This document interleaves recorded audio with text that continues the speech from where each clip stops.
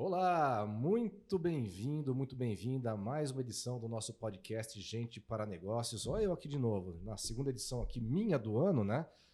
Para trazer sempre pessoas que falam de negócios sob diferentes perspectivas. Hoje a mesa tá grandona aqui, tá maior. Começando pela nossa apresentação, Thiago Santos na parte técnica. Muito bem, palmas para o Thiago. Aqui do meu lado direito, hoje ela, minha amiga, companheira de fé, irmã, camarada, Cíntia Babler, Cíntia Martins Babler. Tudo bem, Cíntia? Tudo jóia, Rafa. Um prazer estar de volta, hein? Faz tempo. Faz tempo, hein? Eu tava num sabático, né, desse podcast, eu fiquei aqui quase um aninho fora do podcast, mas estava com saudades e estou muito feliz de estar de volta, Que viu? bom. E vamos aqui apresentar hoje o nosso convidado.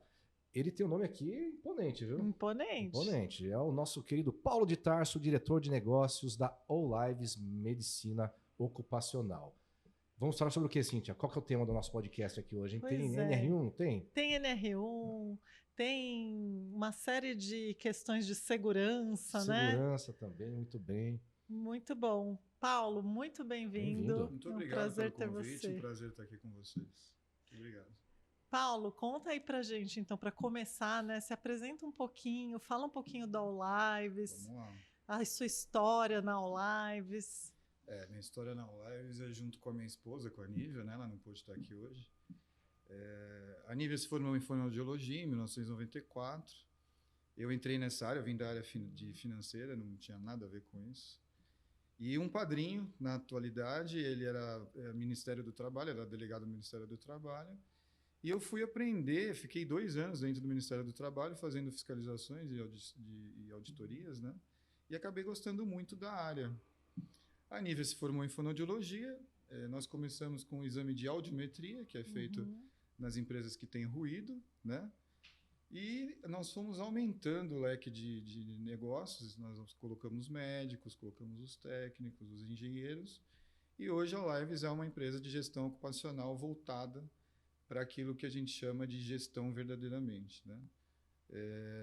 Geralmente as empresas da nossa área elas costumam só fazer o cumprimento de norma, mas nós não. A gente tem um olhar bem de dentro da empresa para que a gente possa oferecer para os empresários uma segurança jurídica, diminuição de riscos trabalhistas, né? Principalmente de ações trabalhistas, e com isso blindar a empresa de todas as possíveis situações ruins, como acidentes de trabalho graves e tudo mais. Você viu por que a gente foi se conectando com o Paulo e com a Nívia, né? Já na fala dele, você viu, a gente quer fazer diferente, né? Exato. Fazer uma gestão de verdade. Exato. Porque a gente viu, por exemplo, quando a gente conquista um novo cliente e a gente acaba fazendo auditoria da empresa anterior, né? A gente fica assustado com o que a gente acha, né? Nós temos agora muito próximo um cliente grande de vidros em Guarulhos, quase 1.000 funcionários, que nós estamos auditando o trabalho anterior e nós estamos verdadeiramente assustados com o risco que aquela empresa está correndo, estava correndo inclusive, agora a gente está tentando regularizar ao máximo que a gente conseguir num tempo recorde, vamos dizer assim, mas a fragilidade que estava gerou uma média de 280 ações trabalhistas, para vocês terem uma ideia. E aí, com relação à falta desse trabalho, a empresa perdeu várias ações, inclusive, por conta de falta de apontamento de riscos e tudo mais. Então, nós estamos fazendo uma verdadeira auditoria na empresa, mudando o status quo totalmente do perfil atual e conquistando, inclusive, uma diminuição de pagamentos de insalubridade para mais de 200 pessoas. Ou seja, nós vamos ter uma economia razoável com relação ao trabalho que a gente está fazendo. Se fosse só para fazer o trabalho e entregar o documento, a gente não ia conseguir nada disso. Esse é o verdadeiro foco da Lives. É isso que me chama a atenção em vocês, né? Porque, normalmente, a gente vê uma preocupação grande em normativa. Até saiu um post nosso ontem sobre isso, né? De foco em relatório, em entrega de documento, mas é muito mais do que isso, porque aí eu queria que você entrasse um pouquinho mais nesse âmbito do que é essa gestão dentro da medicina ocupacional e como ela impacta E você já deu um exemplo bem claro aqui, a questão do próprio resultado da empresa, né? A gente está falando de dinheiro que você deixa de gastar, né, de forma preventiva. Conta um pouquinho desse trabalho de gestão. Quando a gente fala em saúde e segurança do trabalho, assim, Rafa, a gente vê um tabu, porque o que acontece? Nós somos vistos como um gasto, né, como uma coisa ruim, vamos dizer assim. E, na verdade, quando você transforma esse trabalho numa gestão, você passa a mostrar para o empresário que aquilo não é um gasto, é um investimento. Então, quando você tem, por exemplo, um trabalho voltado para acidentes de trabalho, né, que é muito comum hoje em dia, e você faz um trabalho para diminuição desses acidentes, vamos dizer assim, você está falando de dinheiro. Né? Então, hoje, se você diferenciasse, por exemplo, um PGR, que é um programa de gerenciamento de risco, né? Feito e entregue para um RH, por exemplo, vou dar um exemplo aqui que acho que vocês até viram um cliente que eu mandei um PGR para vocês olharem, né? Então, tem um PGR de um cliente nosso com 100 funcionários com 720 páginas. Meu Deus. Como que você entrega isso para um profissional de RH que não tem conhecimento na área e fala para ele, o filho é teu, agora você se vira? Sim. A gestão é pegar esse PGR, mostrar para o empresário todas as ações corretivas, preventivas e qual vai ser o resultado desse investimento. Quando o empresário olha para isso, ele fala, poxa, vocês estão me oferecendo números. Né? Quando você entrega, que você não tem a gestão, aquilo se perde. Né? Então, às vezes, um simples treinamento de uso de EPI corretamente vai impedir um acidente de trabalho. Né? E muitas vezes se engaveta esse documento. E é um documento vivo, ele tem que ser visto todo momento. O nosso olhar de gestão é fornecer para o cliente todas as informações que está lá dentro para poder tomar as ações corretivas, criar as preventivas e quando a fiscalização chegar, por exemplo, você consegue mostrar que você tem um documento que tem um acompanhamento todo. Isso é a gestão. Porque, infelizmente, a maioria do mercado só entrega o documento, se engaveta e ali fica. Né? Agora, dashboards, por exemplo, de exames realizados. A gente tem uma cultura de pedir hemograma para todo mundo. Por quê? Um hemograma, às vezes, você pode pegar um monte de doenças que você pode tratar antes do funcionário se afastar.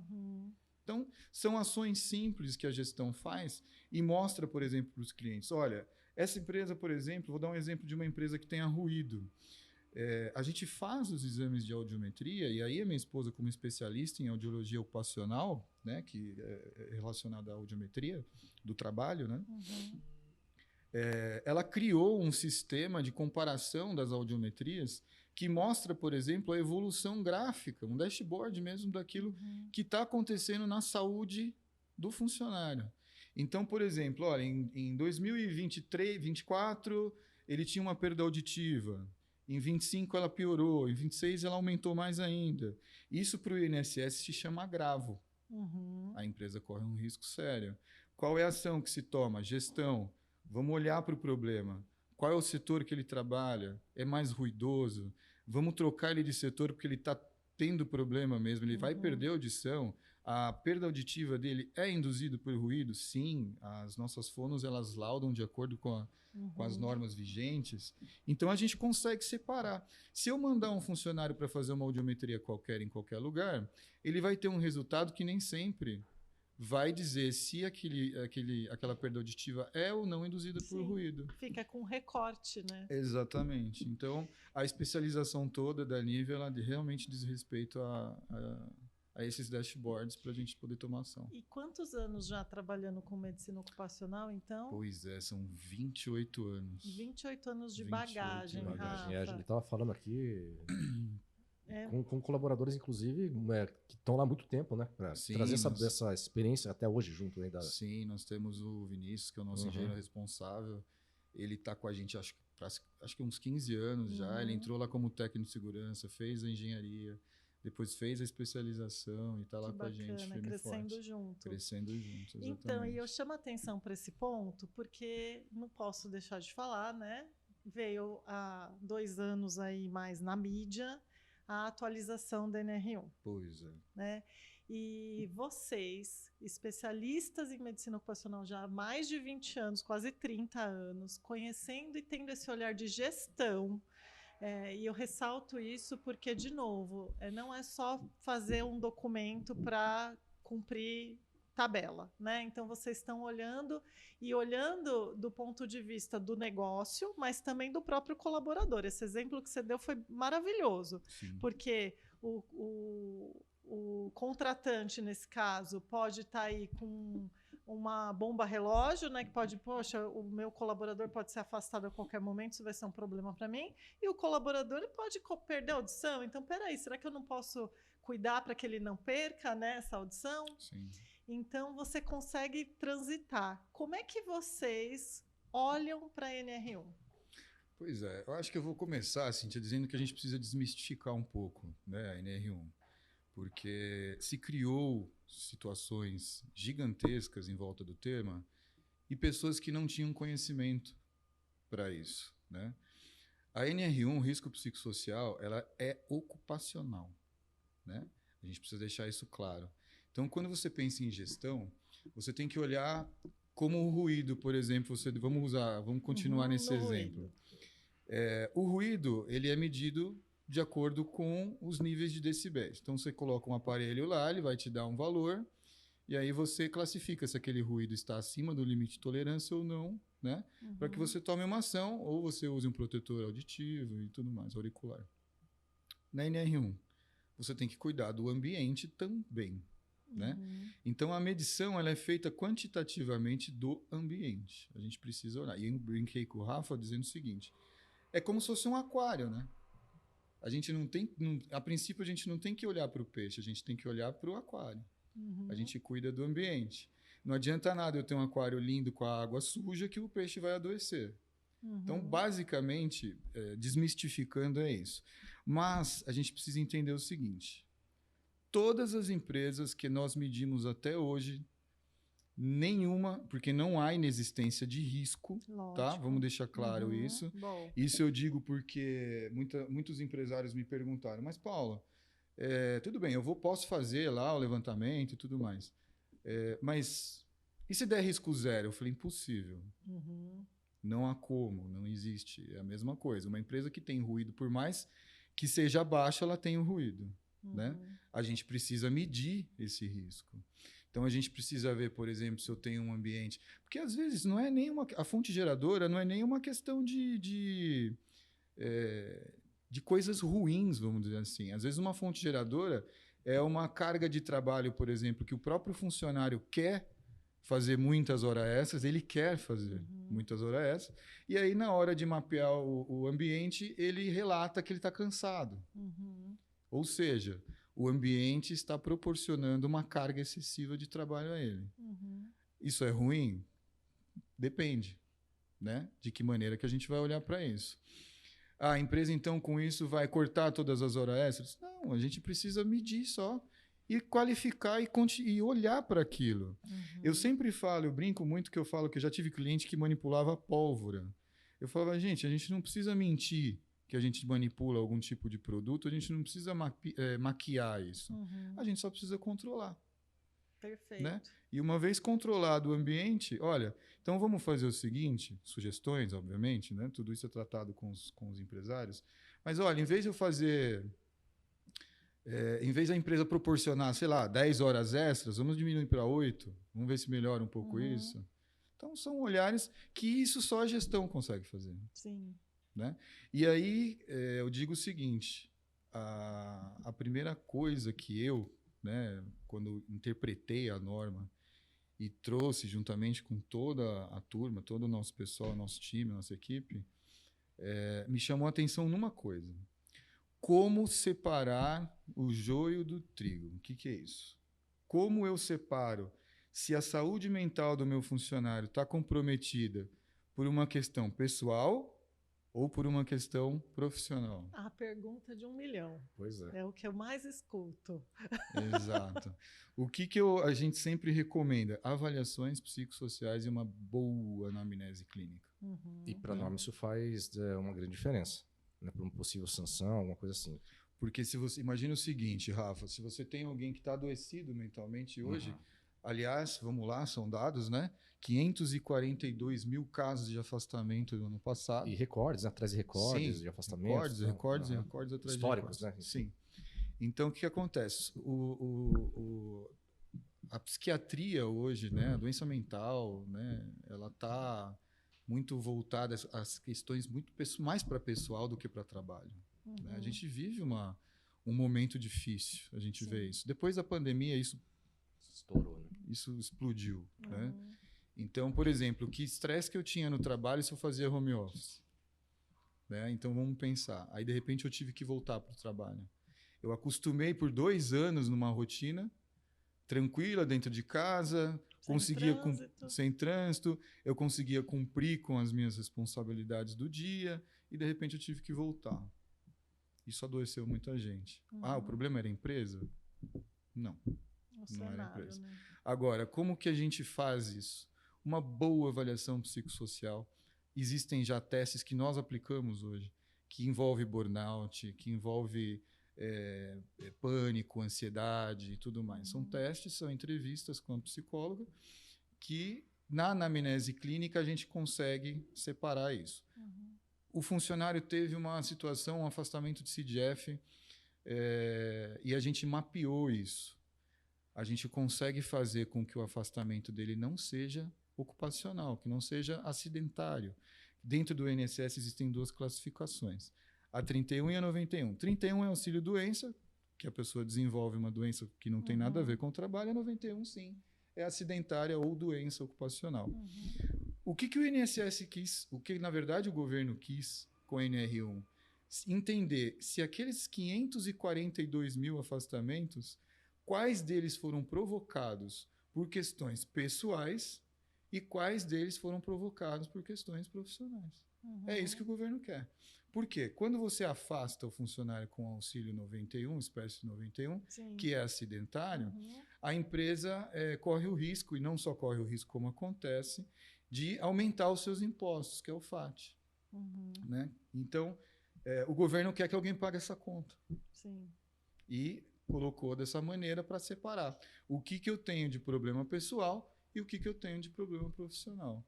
Então, uma boa avaliação clínica, médica e, inclusive, a psicológica faz com que, por exemplo, se uma empresa sofreu uma ação trabalhista, que já aconteceu, tá? A gente já vivenciou isso. Teve ação trabalhista, essa pessoa já tinha a declaração de que tinha depressão por conta da avaliação psicossocial e ela processou a empresa dizendo que ficou depressiva por conta do trabalho. Quando o juiz, porque isso acontece, pede o prontuário médico através de um outro médico, né, direcionado pelo juiz, e a gente abriu que essa pessoa já tinha esse tratamento, ela já tinha esse histórico todo, a empresa foi absolvida. Que bacana. Então, quer dizer que dentro do que vocês já praticam de medicina ocupacional, né, que é o famoso ASO, né? O famoso ASO. Que é o exame médico ocupacional, que é periódico, né, ou também chamado de periódico. Sim. Vocês já costumavam ter dentro desse protocolo a entrevista? Sim. Ah, que bacana. Para você ter uma ideia, há mais de 20 anos atrás, nós atendíamos algumas prefeituras e a Guarda Municipal de Campos de Jordão, de Cajamar, de mais algumas outras cidades, foram formadas por nós. Então, quando nós fizemos as avaliações de saúde de todos os funcionários, diz as nossas parceiras que estão desde então, 20 anos, né, que é a Adriana e a Carla, que eu criei essa avaliação psicossocial para poder fazer nos guardas e saber a saúde mental deles. Há mais de 20 anos atrás. E a gente aplicou esses testes na época. Elas fizeram lá várias entrevistas e a gente fez isso. Que bacana, então, foi detectado algumas situações que foram muito interessantes, não vou citar por conta dos nomes que eu já falei, mas tivemos lá o apontamento de algumas situações que impediu né, que ele tomasse posse do cargo. E aí, com isso, a gente passou a indicar para os nossos clientes que quando tivesse muito afastamento de CDF e tudo mais, ou uma incidência grande de de atestados de uma pessoa só que fizesse avaliação psicossocial. E aí sim a gente faz até hoje. Que bacana. Agora a gente colocou no programa de controle médico de saúde ocupacional, conseguimos colocar nos nossos clientes que eles façam avaliação psicossocial em toda a população da empresa. Uhum. Então hoje propriamente dito, estamos em campanha com quase 100 pessoas sendo feitas em loco, lá em São Bernardo do Campo. E Paulo, pela sua própria formação e pela história que você vem contando, você tem essa preocupação de mostrar o famoso ROI, né? Como é que você faz para que a empresa perceba que valeu a pena investir nisso para ter o resultado? Como é que é feito isso? Como é que se apresenta isso para a empresa? Quando você fala, por exemplo, em gestão, Uhum. e você fala que a gente vai, por exemplo, mapear tudo o que está acontecendo para trazer números, é aí que eles se interessam, porque até então existem os famosos, né, custos ocultos, que muita gente não consegue saber o que é. E às vezes um trabalho, por exemplo, de chamar o funcionário lá na clínica e fazer uma consulta na nossa clínica, fazer uma consulta, por exemplo, porque ele já está lá com um atestado sequencial do mesmo CID.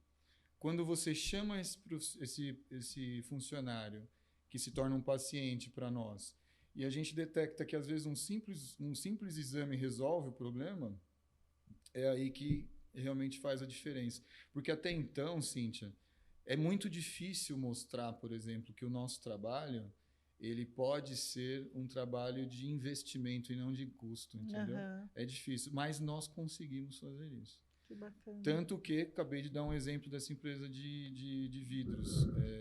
Nós vamos fazer um trabalho que possivelmente diminuirá o custo de 200 pessoas recebendo insalubridade. Quando a gente fala em investimento, isso necessariamente passa pelo bolso do empreendedor. Se ele perceber que aquilo ali vai gerar, de certa forma, evitar um prejuízo, digamos assim, Exatamente. talvez aí ele comece a dar devida importância para o tema, né? Porque a gente até falava também, pelo menos a minha expectativa, quando surgiu esse assunto da atualização da norma, antes ali da prorrogação do prazo de 1 ano, eu achei que fosse ter uma explosão de empresas ali preocupadas em fazer e se adequar, e não foi isso que aconteceu, né? E a impressão que eu particularmente tive é que as empresas estão pagando para ver se vai ter multa, o tamanho da multa.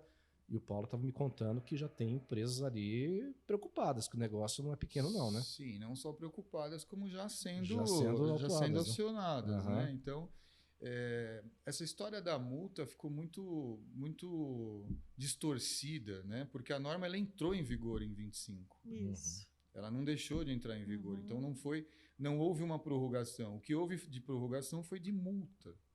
Mas as empresas tiveram 1 ano para se adequar. Isso. Né? No ano de 25, eu diria para vocês que por conta da forma que nós apresentamos e da forma que nós criamos a abordagem da NR1, nós fechamos em torno de 80% já da nossa carteira com a atualização da norma. A gente conseguiu. Né? Por conta de toda a forma que nós criamos. Porque o que acontece? Qual é o maior medo do empresário? É ele escutar que a empresa dele vai virar um hospital psiquiátrico em vez de empresa. Sim. Nossa, eu vou ter que tratar de todo mundo. E, na verdade, não é isso. O que a gente tem que fazer é blindar a empresa de problemas futuros. Né? Então, nós conseguimos mostrar isso para eles e tivemos êxito. Agora, o Rafa tem razão. Clientes fora da carteira, que a gente tem trabalhado e prospectado, alguns estão dizendo que vão assumir o risco. Eu só fiz uma pergunta que chamou bastante a atenção deles, que fez ele realmente, talvez, repensar o que ele me disse, foi que se ele calculou esse risco que ele estava assumindo, porque, de repente, o que poderia acontecer comprometeria a operação dele. Sim. Eu já vi empresa grande fechar por conta de problemas ocupacionais. Sim. Né? Uma empresa de fundição de alumínio era cliente nossa. Quando nós assumimos a gestão, eles não tinham determinados exames complementares. Nós fizemos uma avaliação bem criteriosa e lá detectamos que tinha que ser feito tanto a espirometria, que é o exame de prova de função pulmonar, e o raio-x de tórax. Na primeira amostragem que a gente fez, 30% da fábrica já estava contaminado. Em 6 meses, nós tivemos 2 mortes por pneumoconiose, que é o enrijecimento dos alvéolos pulmonares por conta da inalação do pó de alumínio, enfim, de fumos e tudo mais. A empresa fechou. 600 funcionários. Caramba. Não teve como administrar. Então, assim, eu já vi empresas médias fecharem por causa disso, já vi empresa pequena fechar por causa disso, e muitas vezes, e tenho lá vários clientes que, inclusive, eu queria até deixar isso claro, não sei se vocês estão sabendo, mas nós estamos na era da hiperfiscalização, independente de NR1. Conta. Nós Conta também pra não é novidade. Só de clientes nossos são 16 no momento, sendo auditados, em tempo real. Caramba. Isso nunca aconteceu. Nunca tivemos um número desse. 16. E o que se deve a isso? É isso que eu ia perguntar. Tecnologia, aumento de estrutura, preocupação? Não, preocupação em arrecadar mesmo, porque a empresa precisa estar em ordem, obviamente, né? E, para mim, teria que ser um trabalho de orientação, e, na verdade, não é isso que acontece hoje em dia, né? Não é. Infelizmente, não é. Temos muitos auditores, e conheço alguns, que são extremamente competentes no quesito de orientação, entende a empresa, vê o que a empresa precisa, dá um prazo bacana. A gente já pegou vários desses e teve êxito em todos eles, né? Agora, o ano passado foram 900 novos fiscais, né? Caramba. 900 novos fiscais tomaram posse o ano passado e 400 agentes de IA dentro do Ministério do Trabalho fazendo mapeamento no E-Social. De E-Social, exatamente. Então, o que se deve é isso. É esse aumento significativo no Ministério do Trabalho de auditores, né? E também tem o outro lado, tá, gente? Também tem o lado da omissão, que não é pequeno também, que não é pouco. Nós temos, infelizmente, muitos empresários que ainda têm uma consciência um pouco deturpada do que aquilo que deve ser feito. Então, temos algumas condições, e quando vemos em televisão aquela questão do análogo à escravidão e tudo mais, isso não está tão distante da gente assim não, tá? Que pena, né? É uma pena. Isso não está tão distante assim não. Agora veja, né, pela fala do Paulo aqui, né, Rafa, não tem para onde fugir não. Com fiscalização, com normas acontecendo aí, eu acho que o mais inteligente é a gente buscar bons parceiros para trabalhar de maneira preventiva. Essa é a palavra, eu ia falar a mesma coisa. Tudo isso que o Paulo vem trazendo para a gente aqui, né, é uma questão que une prevenção para evitar prejuízos significativos, mas a prevenção é o grande segredo. Para isso que é feito esse trabalho, né? Para poder detectar um risco de ambiente, para que se possa fazer adequações ali, de forma que você não tenha um prejuízo financeiro, né? Inclusive, né? Não só operacional, que inviabilize, inclusive, né? a tua atuação no mercado, né? Então, isso é investimento, isso é investimento, né? Exato, porque quando você fala em olhar, né, em gestão, como a gente está falando o tempo todo, te dei um exemplo na nossa conversa antes de começar, de um cliente nosso que ia tomar uma multa de 2 milhões porque não gastou 50. 50 milhões. Entende? Então, quando eu falo de comprometer a operação, o olhar tem que ser preventivo, porque o corretivo é a mesma coisa. Se você passou no radar a 200 por hora, não interessa que daqui para frente você vai andar 80. Passou. Já foi. Uhum. Então, muitas vezes a gente consegue diminuir o impacto. Mas com a prevenção, você reduz para 0. É só cumprir com aquilo que precisa ser cumprido. Sim. Tem coisas, por exemplo, que são exageradas, que são para empresas de grande porte, de multinacionais, que têm olhares diferentes para as coisas, né? São olhares diferentes das normas brasileiras. Eles cumprem as normas brasileiras, mas exigem que também dos seus respectivos países também sejam cumpridas. Com certeza. Então, assim, isso, as empresas grandes já têm. Por isso correm menos riscos, vamos dizer assim. Agora, e as pequenas, que é o nosso olhar? Sim. E uma coisa importante, né, que a gente pode ressaltar, que essas grandes já têm, inclusive, já às vezes equipes dedicadas a isso e tudo mais. O pequeno, o médio, eles querem ter, mas acredito que isso seja muito caro também, né? Não tem como ter uma equipe inteira dedicada lá dentro. Para isso servem os trabalhos das consultorias, né? Para que a gente consiga trazer todo esse arcabouço para dentro de uma empresa a um custo que seja acessível, né? Sim, sem dúvida. E com isso a gente se diferencia no mercado, destaca por conta disso, né? Nós temos visitas periódicas do técnico que vai até a empresa, olha, vê o que está acontecendo, faz um checklist de segurança, faz um relatório, entrega, conversa com as pessoas, orienta as pessoas do que tem que ser feito. Esse é o trabalho. Porque entregar simplesmente o papel lá não vai resolver nada. E, Paulo, me conta o que te motiva, né? E assim, até acho que é uma pergunta mais pessoal agora, né? O que te motiva a querer realmente fazer diferente do que está posto no mercado, a ser essa pessoa que entrega num modelo mais elevado, vamos dizer assim, né? De resultados, etc. Por onde vem essa motivação para fazer construir essa jornada da forma que você vem fazendo? Olha, Cíntia, eu diria que desde adolescente,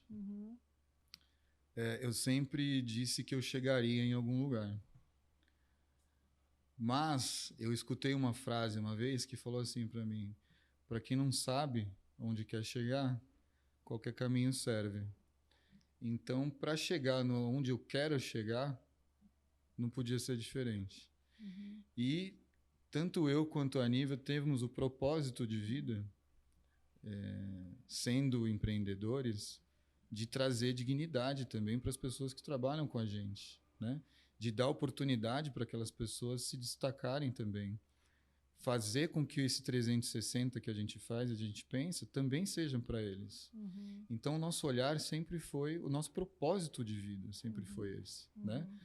Ser pai, como sempre foi uma coisa que eu amo, ser pai, agora avô, né? Então, e ter essa questão da dignidade, de dar emprego, de ter cada vez mais colaboradores. E se a gente tem um trabalho médio, que para mim médio é medíocre, aí não faz sentido, eu estaria perdendo meu tempo. Então, eu te provoquei a falar isso, porque isso nos conecta, né, Paulo? Eu acho que agora está na hora da gente contar, né, o que nos aproximou, além da Adriane. Sim. Já fiquei sabendo que a Adriane foi a mentora aí desse encontro. Adriane, nossa consultora aqui, parceira, né, nos reuniu, porque justamente aqui na MH a gente vinha com esse olhar para a NR1 do ponto de vista de desenvolvimento de pessoas, líderes e de uma cultura organizacional saudável. Exato. De maneira principalmente preventiva, né? E a gente não faz esse trabalho todo de PGR, de toda a parte ocupacional. E numa conversa com a Adriana eu falei, eu queria muito ter um parceiro, né? Alguém que fizesse muito bem feito. E foi quando a gente chegou em vocês, né, Paulo? Eu acho que realmente essa conexão de propósito nos aproximou, né? E não foi por acaso. Então, hoje a gente tem uma parceria, né? Que até é um prazer comunicar aqui no podcast, com a Lives, justamente para que a gente possa oferecer aos nossos clientes uma gestão consciente de riscos ocupacionais e, ao mesmo tempo, os nossos planos de desenvolvimento e de ação para esse cuidado com a cultura e o desenvolvimento de pessoas da parte da MH. E a gente vem começando essa jornada atendendo alguns clientes em comum, né? E tem sido interessante porque, para a gente, o universo das médias e pequenas empresas também é novo, né, Rafa? Mas é uma oportunidade de contribuir também com a sociedade. É o que você falou, né? De dar espaço para que todos possam oferecer o seu melhor, né? Exato. Conta um pouquinho como foi do ponto de vista de vocês essa aproximação. Quando a Adriane, e aí nós somos não tão próximos, mas os nossos filhos são muito próximos, o filho da Adriane vive em casa e assim, ao contrário. Quando ela nos procurou, a primeira coisa que eu fiz foi, obviamente, olhar, né, a empresa de vocês, conhecer e tudo mais. A primeira impressão que veio foi assim, mas isso é para coisas muito grandes, né? E aí eu te provoquei na primeira conversa que nós tivemos, né? Que tal sermos grandes para os pequenos e médios? Né? E aí você se conectou com essa mensagem, vamos dizer assim. E estamos adaptando, inclusive vocês estão adaptando. Então, para nós, além de ter sido um prazer, porque são pessoas maravilhosas, faço questão de dizer isso, para nós foi muito interessante, porque, mais uma vez, eu consegui enxergar que as pessoas poderiam receber algo trabalhando em empresas pequenas, porque qual que é o maior sonho de quem trabalha nas pequenas? É trabalhar nas grandes, por conta dos benefícios, né? Por conta de tudo isso. E se a gente conseguisse proporcionar também essa participação de benefícios para as empresas pequenas? Então, eu enxerguei na MH a possibilidade de a gente adaptar produtos, serviços, formas de atender para que traga benefício para as pessoas e para as empresas também. Eu acho que foi isso que inicialmente nos conectou, né? Exatamente. Justamente. E aí a gente está nessa jornada agora, Rafa, desenhando, co-construindo, mas de um jeito que a gente gosta muito aqui, que é personalizando, né? Sob medida. E uma das coisas que você trouxe que ecoa muito aqui com o que a gente acredita também, que é assim, não adianta eu entregar, e a gente faz aqui, né, o assessment, que a gente chama de radar, entregar o resultado do radar para a pessoa colocar na gaveta, né? Então, isso realmente não faz sentido, vira só mais um protocolo cumprido, né? E isso é uma coisa que tem sido muito bacana dessa co-construção, porque vocês têm uma profundidade de um olhar para esse cliente, né? Que, de novo, não deixa nada raso, nada na superfície. E que oportuniza para que o dono da empresa, né, o demandante, desenhe conosco que caminho ele vai querer seguir. Então, não vem nada imposto, né, Paulo? De assim, a partir de agora, encontrei esse risco, você vai fazer isso. Não, vem sugestões de caminhos. E isso é muito legal também. Então, acho que acaba mitigando a aversão e o medo do que vai dar esse trabalho, eu vou ser obrigado a fazer tal coisa, ninguém vai ser obrigado a nada, né? Então, acho que o nosso papel é muito pôr luz, né? Então, aqui você tem uma situação, os caminhos são esses, qual você quer seguir, não é isso? Sim, sim. E eu acho interessante porque acho que tudo que aparenta goela abaixo é complicado. E da maneira que a gente criou a apresentação, ficou mais leve, Cíntia. O empresário conseguiu enxergar de uma forma mais leve, mais tranquila. Eu consegui mostrar para eles que o dragão não tinha 7 cabeças. Entendeu? Então, é importante que a gente veja, por exemplo, a participação da MH. Como que você faz um trabalho, por exemplo, como nós fizemos num cliente em comum, e a gente engaveta aquilo? O que o funcionário vai enxergar com isso? Péssimo. Né? Vou dar um exemplo interessante. Não adianta você fazer algo para o funcionário se ele ainda se sente desconectado. Um exemplo muito legal, um cliente nosso, toda sexta-feira, ele contrata ou um pastel, alguma coisa do tipo, que vai um lanche, qualquer coisa do tipo, para o almoço, e o pessoal, né, usa tal e tudo mais. O que aconteceu? Fizeram uma pesquisa e eles falaram que não fez diferença nenhuma para eles. Nossa, que choque. Isso foi um choque. Só que a gente descobriu por quê. Porque, na verdade, estavam desconectados por uma coisa muito simples. Os donos, né? São 2 irmãos. Eles pediam para alguém ir lá buscar o lanche ou o pastel e comiam lá na administração. O dia que eles desceram para comer lá junto com o pessoal, eles se reconectaram. Então, são ações tão simples que, às vezes, você muda o resultado da tua pesquisa, vamos dizer assim. E aí eles passaram. E não é que eles não desciam porque eram arrogantes e tal. Não, porque até a fala de um deles foi muito interessante. Paulo, a gente não descia porque talvez a gente pudesse deixar as pessoas inibidas e tudo mais e tal. Falei, não, ao contrário. E resolveu o problema. É isso aí, você vê como o lado humano aí, né? É tão sutil, tão sutil. difícil, que às vezes a gente está imerso e não vai enxergar nunca, né? Exatamente. A situação. O segredo, então, a próxima vez que a gente for comer pastel ali na feira, é levar o Rogério junto. Isso, vamos levar o Rogério. E outra coisa, né? Quando a gente fala de NR1, que você estava falando do zero risco, né? Uhum. NR1 é sobre saúde mental, especialmente. E aí, quando você envolve pessoas, não tem como não ter riscos, né, Paulo? É impossível.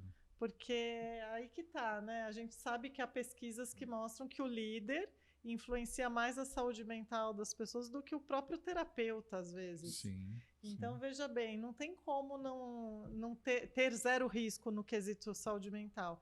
Mas é uma grande oportunidade, realmente, da gente ir construindo uma sociedade melhor. Porque a gente sabe também, como você deu exemplo aí de demandas, às vezes, de hora extra e tudo mais, que algumas empresas têm um respeito e um cuidado, Sim. e outras não. Então, também vem a norma para proteger um pouco esse cenário de possível, né, desgaste aí entre colaborador e empresa, né?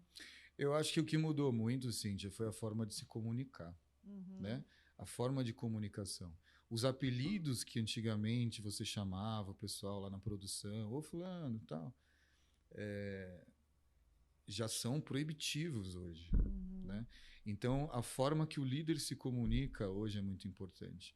Nós estamos com um caso que, inclusive, nós estamos falando, né, de um cliente nosso que está precisando fazer um trabalho muito forte com a liderança, porque a gente chegou a detectar uma comunicação violenta mesmo, né? Então, fazer um trabalho... E para ele está tudo bem, porque começava lá de cima, no organograma. Sim. Né? Então, a mudança de mentalidade começou em cima e agora já chegou na liderança para a gente poder fazer um trabalho. Eu acho que é isso que a gente tem que fazer, né? A comunicação mudou completamente. Sim. E hoje um ambiente hostil não precisa ser um excesso de trabalho ou pressão para produzir mais. Não, às vezes a forma de se comunicar já transforma o ambiente, né, num ambiente hostil. Com certeza. São vários elementos assim sutis, né, que fazem a diferença. Gostei dos exemplos, você trouxe muita praticidade, né, Rafa? E conta um pouquinho, eu estava falando, conhecendo você, né, das nossas reuniões, dos nossos encontros, eu sei o quanto você gosta de estudar e se aprofundar no tema humano, né? Conta um pouquinho suas fontes. Ai, meu Deus do céu. Olha, eu sou um cristão reencarnacionista. E eu estudei muito a respeito e me levou à filosofia, que eu gosto muito. Mas hoje eu diria para você que o estoicismo é o principal, é o que mais me agrada, é o que mais é positivo, né? Tem essa questão, porque eu gosto muito dessa coisa de energia, né? A gente trabalha muito com isso e a gente sabe que energia movimenta as coisas, né? Então eu gosto muito do estoicismo por conta da energia que ela movimenta. Eu acho que para mim... Legal. E tem algum autor de preferência, alguém que você indicaria? Eu diria... você tinha me perguntado isso antes, eu fiquei pensando aqui para ver se eu... Tem um que eu gostaria de indicar, que seria muito bacana, porque ele é simples, mas fala quase tudo. Chama Diário Estoico. Ele tem lá todos os nossos mestres lá. E é um diário mesmo. No dia tal você vai... É gostoso de ler. É gostoso de ler e tal. Então esse é fantástico. Eu acordo e já está do lado da minha cama. Com certeza é um que eu vou procurar, viu, Rafa? Me Diário interessou. Estoico. É muito bom. A energia é tudo, né, gente? Se a gente acorda bravo com a vida vai ser brava com a gente. Então... É verdade. E tem um que a gente vai te indicar, chamado Sinapses de um Líder Imperfeito.